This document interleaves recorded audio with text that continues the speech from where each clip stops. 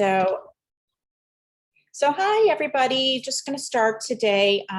This call is going to be about leads and kind of structuring your business. I know we talk about this a lot, but I just wanted to go over it again with everybody because in order to build yourself a business here at Family First Life, or even to become a producer that is, helping a lot of families every single week, you need to have, your supplies, your structure, things like that, that are going to help you see success. So, we talk about leads all the time. I know a lot of you guys are, currently getting leads, but what level of leads are you getting? Meaning how many are you getting? How are you structuring your leads? And then how are you structuring your business?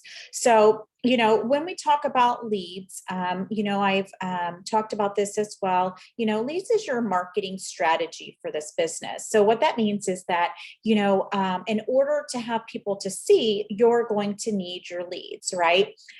You're more than welcome to have your family and friends as, your leads. But in order to continue to maintain a high level of being a business owner, you do need to have your own, another source of leads, meaning the ones that are available for you for purchase. Okay. So using this type of marketing strategy, it's really how you can ensure to see success here. Okay. The great thing about Family First Life is that there's many different types of leads that are available. They've made that CRM and, the heat map available for you guys so that you can kind of see what's available in your area. And from there, you can, use your work spots, which we talk about all the time, to, generate a little bit of a discount, actually a big discount. I know a lot of people are saving, thousands per month, depending on what they're spending for their leads. So, that type of system that you have here to follow with all of the leads that are available, that is the way that you can begin to see success. Now, does that work for everybody only using the CRM? Yes, it really does. There's a lot of people that, they just accept the leads that they're getting because they understand that all of the people that you get leads for are not going to say that they want to have insurance, right? They're not going to be, telling you, come on over. You have to work through these leads and you have to appropriately learn to do that. And that comes with, learning what type of lead you're using, being able to, I guess I would say, like, brush off things if they're giving you a lot of objections, and just kind of moving on to the next so that you can be able to see your success, right? So, those lead sources there, like I said, are a great way for you to get started. Now, we talk about how to continually have your leads be used to help to, to grow your business, right? And in order to do that, you do want to make sure that you are using the money that you are receiving from helping and serving a family to reinvest back into the business. We have talked about that structuring as well, of where you're going to make sure that you take, a specific amount or a percentage of your leads, of your money that you receive from serving families back into your leads. I recommend doing 50% towards your leads, business expenses, and then 50% towards your personal. Now, this is what I recommend in the beginning, because that's when you're building your business. So you're not going to want to take all of the money and take it and put it into, 100%, your personal, because then you have nothing towards the business. And then you don't want to take 100% and put it into the business right away, because of the fact that you're now, maybe not having enough for your personal bills. And then it can create a little bit of tension and stress within yourself. So I feel that the 50-50 is a good strategy approach when you first begin. Now, there's going to be I'm going to say like a monthly cap that you're going to reach once you learn your business expenses, how much you're going to spend on leads. Once you do that and you have that amount in your business, then you can start to use a little bit more for personal, but you're going to want to start, continue to save your money for the business as well, because gosh forbid something happens in the business to where, you may have to, repay your advancement. You do want to make sure that you still have have the money available to continue your supplies, if that makes sense. Okay. But back to the leads, whenever you're doing the CRM leads, there are other options that are available. Okay. So, we do have, there's final expense leads that are available through some of the vendors. So, you guys can always reach out, and as long as they're compliant, use these types of leads as well. You would do, a prepaid order. They're going to go ahead and deliver those leads. And those are going to be where, you have a area that you decide you're going to be doing, whether it be final expense. I know they have some, lifestyle leads, meaning what type of industry a person's in, and then also just traditional, internet leads, right? Similar to the instant internet leads. Now, they're not only available from Family First Life, they're available at every, usually distributor has something that's similar to them. Okay.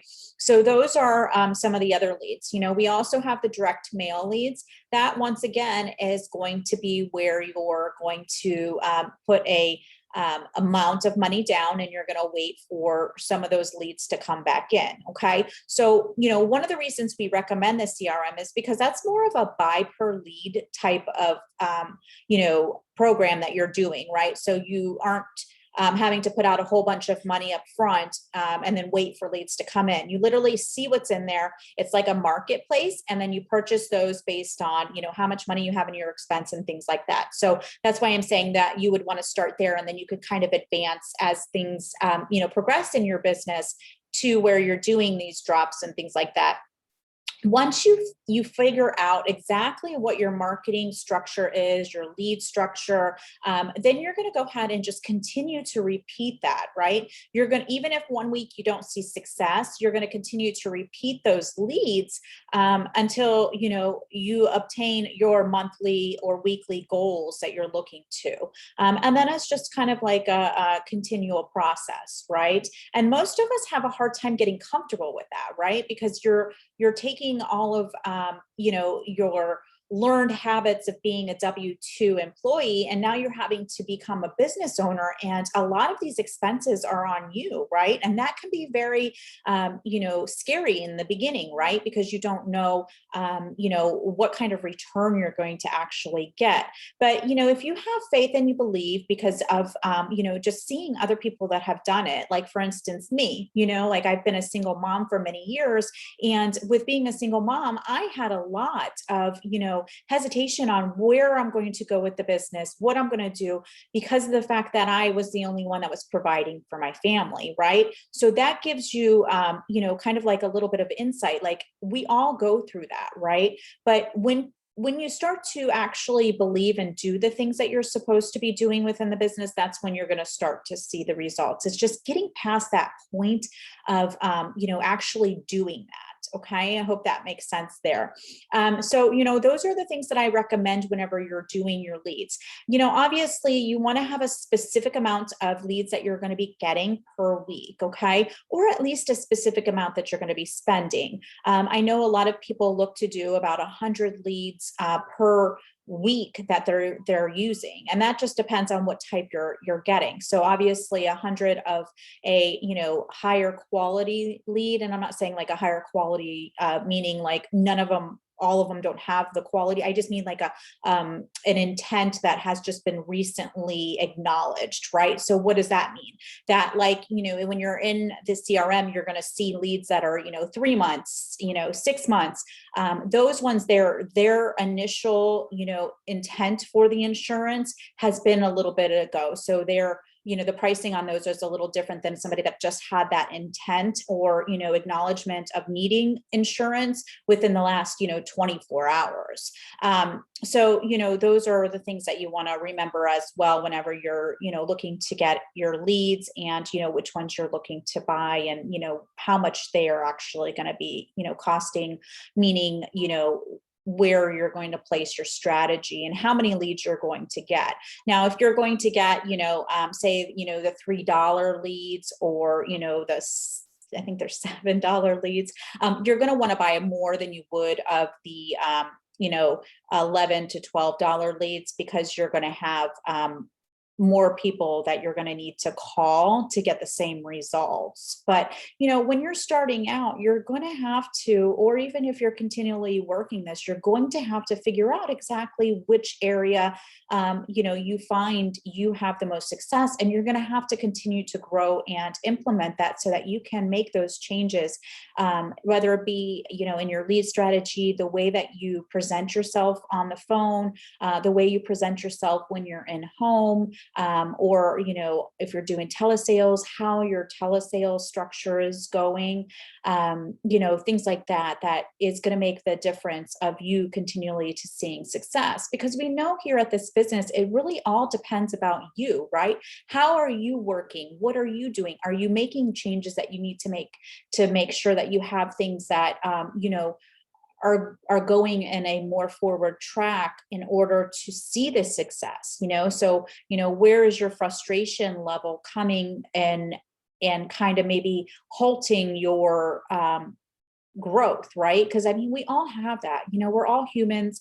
When we're doing a business where it's all dependent on us, it can be kind of, stressful, right? Your, desire to succeed is so high that sometimes you, get so into it and you forget that you're still learning, or that there's things that you can change that need to help to identify where you see yourself going. And sometimes it creates a little bit maybe of a backtrack because, you have to redo some of these things. And that can be, frustrating, especially like I said, when everything's based on you and you're the one that's generating your income and your cash. Okay. So, that's kind of what I wanted to talk to a little bit about the leads. As for your business structuring, it's just very important, going back into, your budget to make sure that you're allocating this, making sure that whenever you're looking, to have, your business expenses, that you're making sure that it's there, it's available when anything comes about, right? And then you're also going to want to make sure that you're, using your, I don't know, the CRM, maybe if you guys use the CRM, I use Google spreadsheets, to kind of document your purchases that you're purchasing with your leads, the money that you're seeing coming in, so that you can kind of track how your business is going, so that you can make those changes for that, right? Update your business, by, creating more options by getting more leads, or, you're going to want to make sure that when you have a client that you're, maybe looking into getting some referrals so that you can, generate, more clients that way as well. And then that kind of takes down some expenses because you're finding other ways that you're able to, interact with your families, right? And it can help you in the long run. But in general, though, like when you're doing, the business and stuff, you want to make sure that you're having your structure of, how you're engaging with your clients, right? So, once you have your family that you're serving, are you doing your follow-ups with them? Are you doing the things that you need to do by maybe mailing them a thank you card or texting them, letting them know their policy should be in the mail? Like, are you doing that follow-up? Are you asking them if they want to review, the policy whenever it comes in, so that they know that, you're going to be there? That's part of the business as well. And structuring your business to where your clients are actually, they have the faith and the belief in you that you are going to be there for them in the time that they most need you, right? So, that's just kind of like structuring when it comes to, the families that you're serving, right? You just want to make sure that you're there for them.